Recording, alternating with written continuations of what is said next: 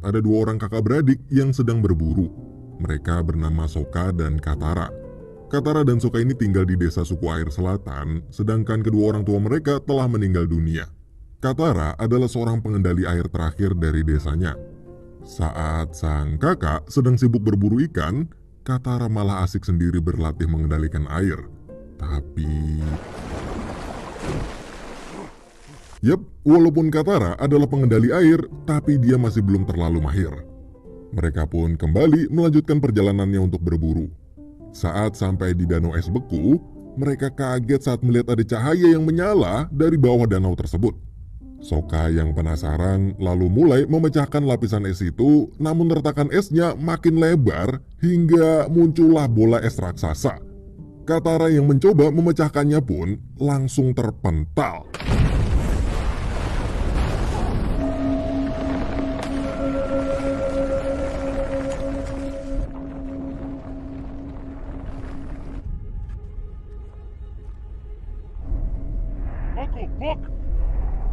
Saat Katara dan Sokka mendekat lagi, mereka melihat ada seorang bocah botak yang pingsan dan juga sesosok makhluk raksasa di sebelahnya. Akhirnya mereka memutuskan untuk membawa si bocah dan binatang tersebut ke desa. Gak lama kemudian setelah bocah itu pulih, Katara pun menanyakan kenapa ia bisa berada di sana serta apa maksud dari tato yang ada di tubuhnya. Tapi di situ Sokka tiba-tiba masuk, lalu mengatakan bahwa ada pasukan negara api yang datang dan segera menyuruh si bocah botak serta anak-anak lain untuk bersembunyi di dalam tenda. Dari kapal itu, para prajurit negara api keluar bersama dengan pimpinannya yang bernama Pangeran Zoku. Zoku langsung memerintahkan semua orang di desa tersebut untuk keluar. Ternyata tujuan Zoku berlayar keliling dunia adalah untuk mencari keberadaan Avatar. Nah, karena Avatar sebelumnya telah menghilang ratusan tahun lamanya, maka ia berpikir bahwa Avatar kini pasti sudah berusia sangat tua. Tenda demi tenda pun diperiksa, hingga sampailah ke tenda bocah botak tersebut. Karena si prajurit melihat tato aneh yang ada di kepalanya, maka bocah itu pun akhirnya dibawa keluar. Dan ketika Zoku melihat tato yang ada di kepala bocah tersebut, Zoku langsung membawanya ke kapal sambil mengancam kalau dia nggak mau ikut maka Zoku akan membakar seluruh desa di situ. Sedangkan Katara dan Sokka hanya bisa melihat mereka membawanya tanpa bisa berbuat apa-apa. Setelah itu Sokka dan Katara berdebat di dalam tenda. Katara bersikeras untuk menyelamatkan bocah tadi, sementara Sokka memilih untuk tetap diam agar aman. Tetapi tiba-tiba terdengar suara auman binatang dari luar. Mereka pun kaget saat melihat banteng raksasa peliharaan si bocah tadi ternyata bisa terbang. Akhirnya Sokka dan Katara punya ide untuk pergi menyusul bocah tadi mengendarai banteng terbang tersebut. Sebelum berangkat, sang nenek menceritakan pada mereka tentang siapa itu Avatar dan kenapa kemunculan Avatar sangatlah penting untuk keseimbangan 4 elemen alam bumi ini. Di sisi lain, di dalam kapal, Zoku dan pamannya yang bernama Iroh mengetes apakah tato yang ada pada bocah tersebut benar-benar tanda bahwa dia adalah Avatar asli atau enggak. Paman Iroh lalu menaruh 3 buah benda di hadapan si botak. Yang pertama adalah lilin. Ternyata setelah didekatkan, apinya bisa membesar dengan sendirinya. Yang kedua yaitu air. Sesaat setelah dituang, air tersebut malah mengumpal sendiri. Kemudian batu. Batu yang tadinya posisi tidur lalu berubah posisi menjadi tegak ke atas. Paman Iroh dan Zoku pun terkejut karena bocah ini ternyata adalah sang Avatar yang telah hilang ratusan tahun lalu dan yang selama ini mereka cari-cari. Namun saat Zoku memaksa Avatar ikut ke negara api, Avatar pun menolak.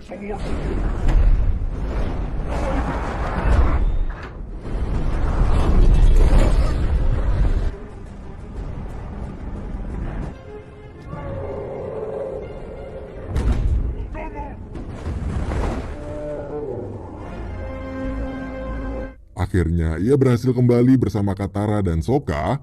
Mereka kemudian memutuskan untuk pergi ke kuil kampung halaman Avatar dulu. Setibanya di sana, sang Avatar barulah memperkenalkan dirinya pada Katara dan Sokka bahwa ia bernama Aang, serta banteng terbangnya yang bernama Appa. Aang pun bercerita kalau kemarin dia kabur dari desa karena dia kaget saat gurunya mengatakan bahwa dia terpilih menjadi Avatar yang memiliki tugas berat dalam menjaga keseimbangan bumi. Kemudian muncul seekor makhluk campuran kelelawar dan monyet yang terbang ke pundak Eng. Melihat itu, Katara heran karena binatang tersebut seharusnya sudah punah 100 tahun lalu. Mereka pun akhirnya terus melangkah jauh ke dalam desa dan terus mencari seluruh kerabat Eng. Sambil jalan, Eng sambil ngejelasin kalau seluruh kerabatnya di desa adalah pengendali udara. Mendengar itu, Katara lagi-lagi kaget, lalu bilang ke Eng kalau para pengendali udara di dunia ini sudah punah 100 tahun lalu. Dan benar aja, saat tiba di tempat yang biasanya semua kerabat Eng berkumpul dulu, ternyata mereka semua telah meninggal dunia. Hanya terlihat tulang belulang mereka aja. Katara pun perlahan-lahan mencoba menjelaskan pada Eng bahwa dulu 100 tahun yang lalu, negara api takut dengan avatar yang mereka curigai akan lahir dari bangsa angin. Maka dari itu, negara api membantai semua penduduk bangsa pengendali udara dari muka bumi. Kemudian saat Eng mengingat-ingat lagi, Eng akhirnya sadar kalau perasaan Eng ia hanya sehari pergi meninggalkan desa tersebut. Namun ternyata ia sudah tertidur 100 tahun lamanya membeku di dalam es. Emosi Eng di situ benar-benar campur aduk. Dia sangat menyesal telah meninggalkan bangsanya dulu. Emosinya tak bisa terkendali hingga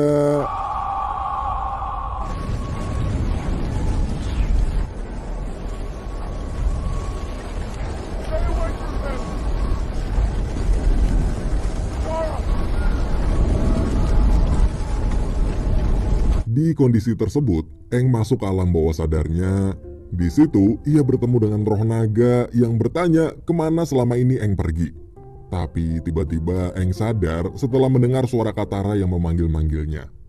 Sementara itu, di suatu tempat di aula makan kapal perang negara api, Pangeran Zuko dan Paman Iroh diundang makan bersama oleh Komandan Zhao. Namun sebelum mulai makan, Komandan Zhao malah berpidato untuk menyindir Zuko yang ternyata Zuko ini telah diusir dari kerajaan karena telah mengecewakan ayahnya. Zhao juga bercerita di hadapan seluruh prajurit itu bahwa Zuko hanya bisa pulang dan diterima lagi jika ia bisa membawa seorang avatar ke hadapan sang raja api, yaitu ayahnya sendiri. Mendengar pidato itu, Zuko pun merasa tersinggung lalu pergi sambil berjanji bahwa suatu hari nanti ia akan membuktikan pada sang raja kalau ia akan berhasil membawa avatar dan layak menjadi seorang pangeran pemimpin negara api. Di sisi lain, Eng, Sokka, dan Katara yang sedang di perjalanan tiba-tiba terkejut saat seorang anak perempuan berlari ke arah mereka karena dikejar oleh pasukan negara api. Namun saat Katara berusaha melindunginya dan mencoba menyerang prajurit itu, tapi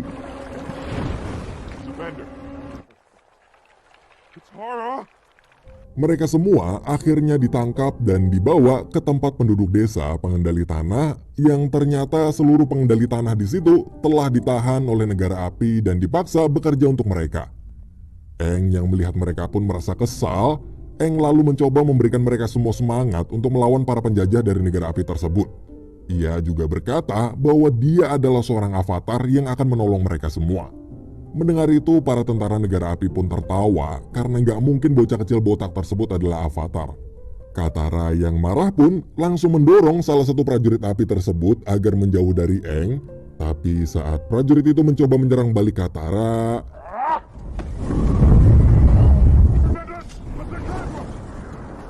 semua orang pun terkejut karena seharusnya orang yang bisa mengendalikan angin sudah punah. Akhirnya mereka mengakui bahwa Eng memanglah seorang avatar dan mereka lalu ikut menolongnya.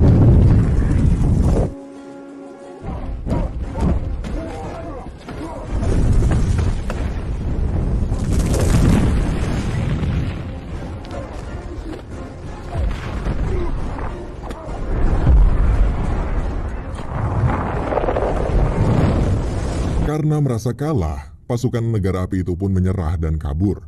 Para penduduk pengendali tanah pun bersorak karena nggak nyangka setelah selama ini mereka selalu dijajah, akhirnya mereka bisa menang. Sokka lalu punya ide untuk melakukan aksi penyelamatan yang sama ke seluruh desa-desa yang dijajah bangsa api di seluruh belahan bumi ini. Tapi sebelum bisa melakukan itu, Eng pun menjelaskan bahwa walaupun ia adalah seorang avatar, akan tetapi dia hanya ahli mengendalikan angin aja dan belum mahir mengendalikan 3 unsur lainnya. Karena dulu saat proses latihan, ia kabur dari desanya dan gak sempat belajar ngendalin elemen lain. Sokka lalu punya ide untuk mengunjungi desa-desa pengendali elemen lain yang mungkin bisa mengajari Aang. Akhirnya mereka bertiga kemudian memulai perjalanan ke desa pengendali air di Kutub Utara untuk belajar mengendalikan api. Maksud saya air. Di perjalanan, mereka terus-menerus menolong dan membebaskan desa-desa yang dijajah oleh negara api. Sementara di Kerajaan Api, Komandan Zhao melaporkan pada Sang Raja Api soal desas-desus adanya avatar yang menolong banyak penduduk desa dan mengusir pasukannya. Mendengar itu, Sang Raja pun memutuskan untuk menjebak dan menculik Aang dengan suatu rencana licik.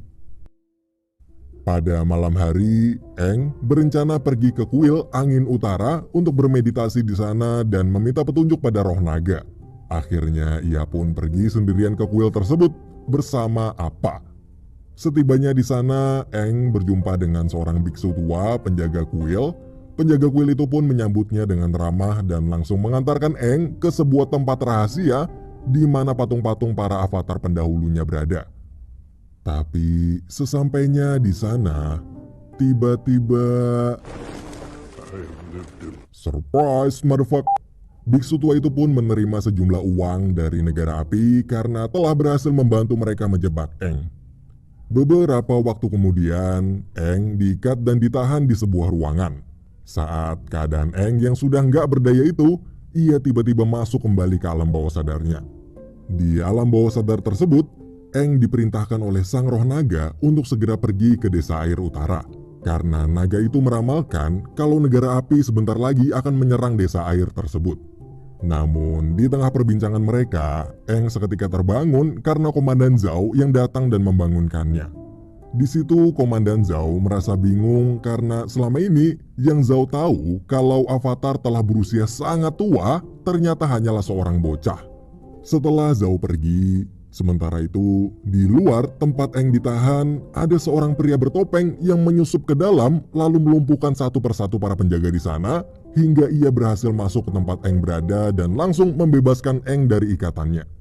Aang lalu mengikuti pria bertopeng itu pergi, namun saat mereka berdua berhasil keluar, ternyata para prajurit negara api telah mengepung mereka.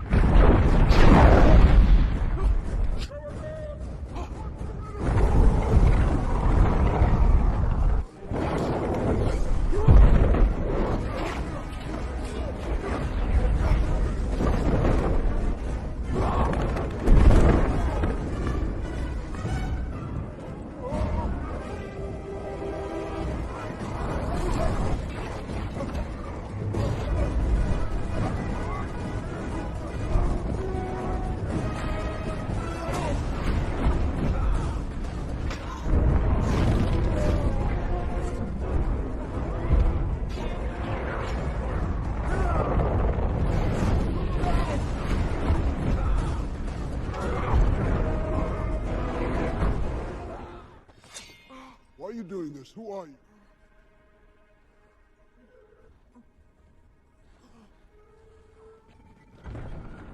Let them out!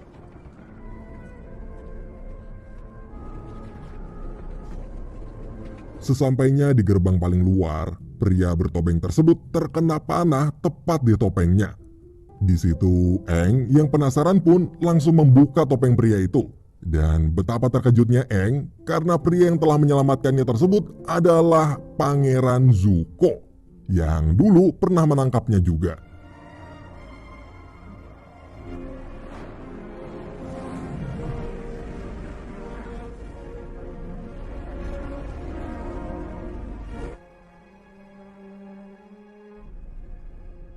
Aang lalu membawa Zuko ke sebuah pegunungan dan karena sudah merasa berada di tempat yang aman, Aang kemudian pergi meninggalkan Zuko.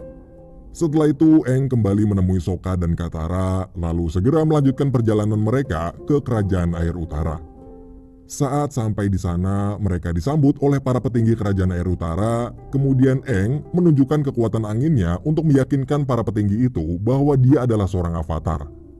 Hari demi hari pun berlalu, Aang di sana terus-menerus berlatih untuk mengendalikan elemen air. Hingga akhirnya Aang berhasil menguasai elemen tersebut. Di sisi lain, Sokka dan Putri Yue, yaitu putri kerajaan air itu, sedang berjalan-jalan dan berbincang bersama. Perbincangan mereka tersebut terasa sangat hangat. Baik Sokka maupun sang putri saling bercerita tentang kisah hidup mereka satu sama lain. Hingga akhirnya mereka berdua jatuh cinta. Beberapa waktu kemudian, terjadilah apa yang roh naga ramalkan pada Aang sebelumnya. Dan benar aja, di situ sudah mulai terlihat kapal-kapal perang negara api yang posisinya sudah dekat. Di sana terlihat Paman Iroh dan Zuko sedang merencanakan sesuatu. Mereka berencana untuk menculik sang avatar lebih dulu sebelum para prajurit Jenderal Zhao menangkapnya.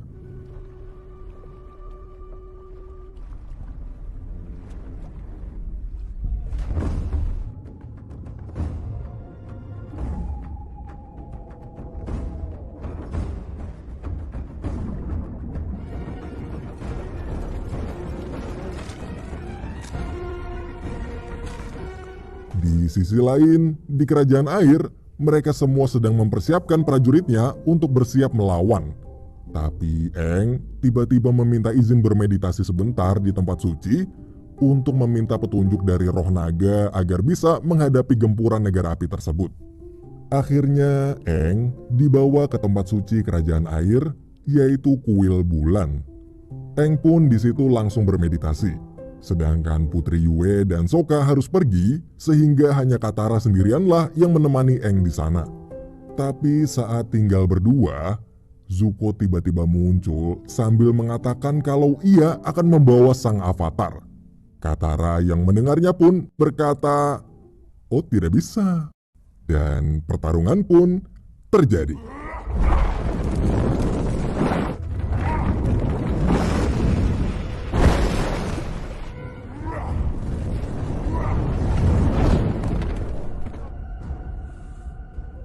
Zuko yang berhasil membuat Katara mampus pun lalu langsung membawa Aang pergi dari kuil bulan suci tersebut. Sedangkan Aang di alam bawah sadarnya, ia bertanya pada sang naga bagaimana cara mengalahkan pasukan negara api yang jumlahnya begitu banyak. Roh naga itu lalu menjawab hanya dengan satu kata, yaitu laut. Yap, gunakanlah laut untuk mencegah peperangan tersebut. Namun sang naga juga memperingatkan kalau seorang avatar tak boleh memihak. Jangan karena negara api itu jahat, lalu avatar jadi membenci negara api dan memihak kerajaan air. Karena seorang avatar, tugasnya hanyalah seorang penyeimbang di bumi. Dia tak boleh ikut campur terlalu dalam dan melewati batas tugasnya sebagai seorang avatar. Setelah itu saat Aang telah sadar, Aang pun kaget karena bukan Katara yang ada bersama dia, namun justru si Zuko. Sama seperti obrolan Katara dan Zuko tadi, di mana Zuko mengatakan kalau Aang harus ikut dengannya, tapi Aang juga berkata persis seperti apa yang Katara katakan sebelumnya, yaitu, "Oh, tidak bisa." Dan pertarungan pun terjadi.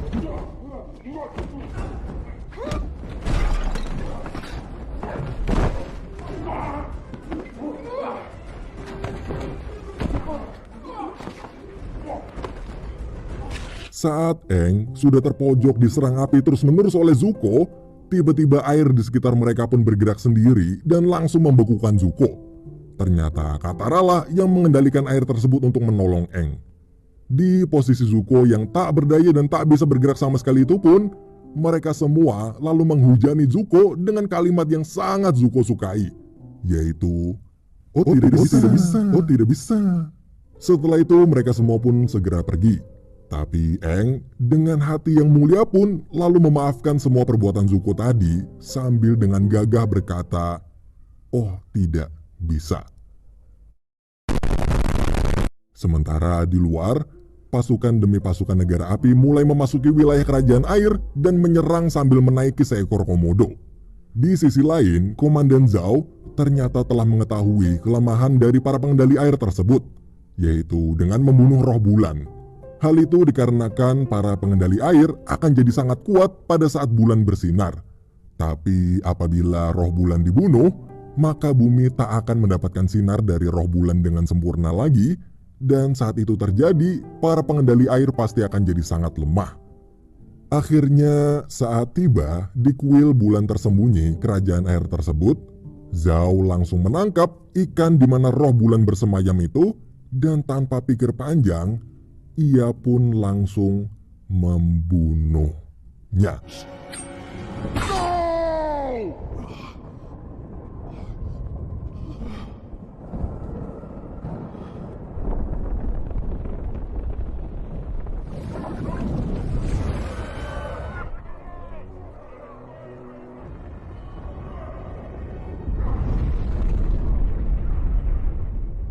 Setelah membunuh roh bulan, Komandan Zhao pun langsung kabur.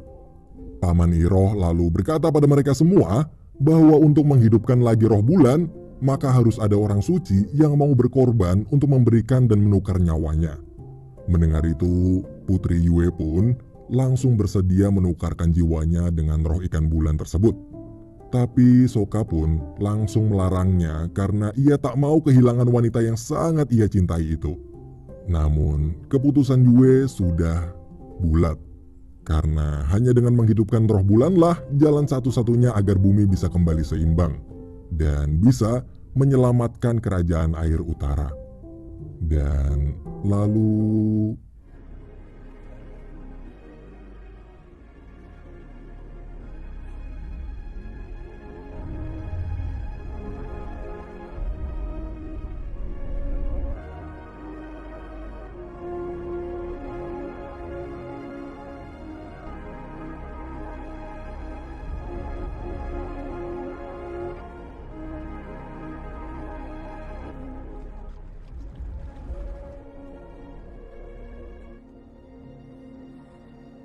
Di sisi lain, Zhou yang melihat bulan telah berubah kembali seperti semula itu pun lalu berhadapan dengan 4 pengendali air pelindung kerajaan tersebut.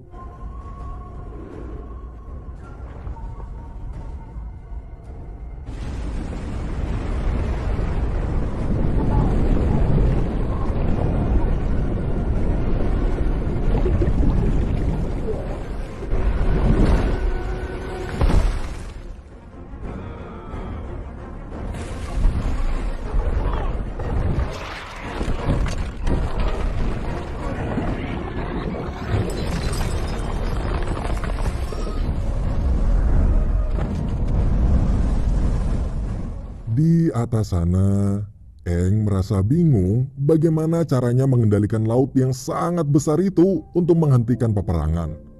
Tapi kemudian, ia mengingat semua kesalahannya di masa lalu yang telah pergi meninggalkan bangsanya. Semua kenangan dan emosi sang avatar pun mengalir bagaikan air. Hingga akhirnya...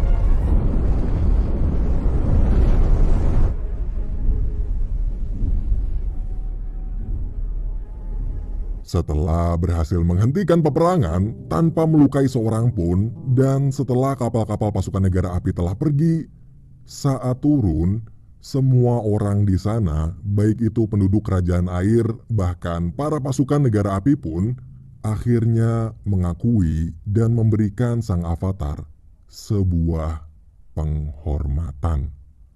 Dan film pun berakhir.